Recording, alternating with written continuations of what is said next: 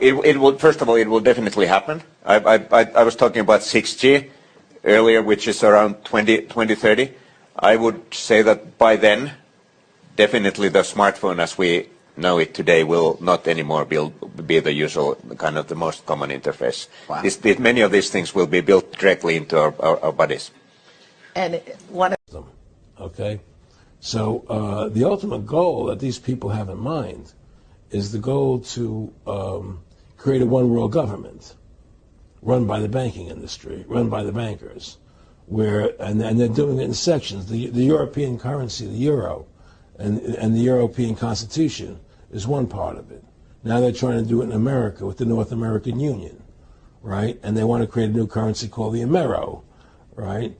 And the whole agenda is to create a one-world government where everybody has an RFID chip implanted in them. All money is to be in those chips, right? There'll be no more cash. And this is getting me straight from Rockefeller himself. This is what they want to accomplish. And all money will be in your chips. And so instead of having cash, anytime you have money in your chip, they can take out whatever they want to take out whenever they want to. If they say you owe us this much money in taxes, they just deduct it out of your chip digitally. Total control. Total control.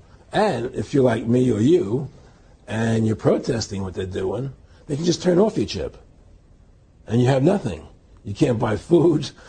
You can't do anything. It's total control of the people. And that chip's connected to a database that has your purchasing records, what you do, what everything, you sell. Everything is in there, you know? And so they want a one-world government controlled by them, everybody being chipped, all your money in those chips, and they control the chips, and they control people. And you become a slave. You become a serf to these people. That's their goal. We tend to establish the equivalence with cash, and there is a huge difference there. For example, in cash, we don't know, for example, who's using a $100 bill today. We don't know who is using a 1,000 peso bill today.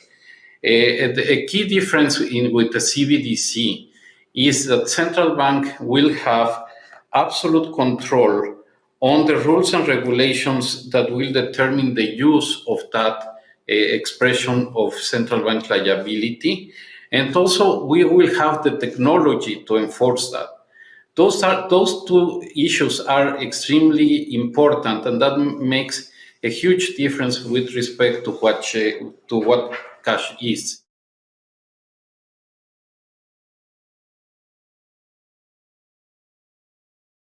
Late because the technology was already ready around 2015 to roll out.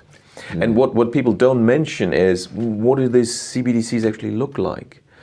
You know, at the moment, there's a bit of talk about this being phone-based apps. And yes, that is the initial phase. But what was already ready around 2015 is the ultimate goal. What they really want, apparently, I was told by a central banker, is, you know, CBDCs looks like a small grain of rice that they want to put under your skin, which is, in my view, a violation of human dignity. And they realize there is a hurdle. So to get people to accept this, there will be, you know, why suddenly all the billionaires saying, let's have universal basic income? Because the story is going to be, oh, now we've created this vast unemployment and disruption and crises. Well, we need universal basic income. You will get 2,000 euros into your account every month. But of course, to run this efficiently, we need to use the latest technology. So, you know, you need the CBDC chip implant. But how many people will say, okay, fine, 2,000 pounds, 2,000 euros, you know? A surprising proportion. And the one final note I will make is that if you think about the benefits of digital money, there are huge potential gains. It's not just about digital forms of physical currency. You can have programmability, you know, units of central bank currency with expiry dates.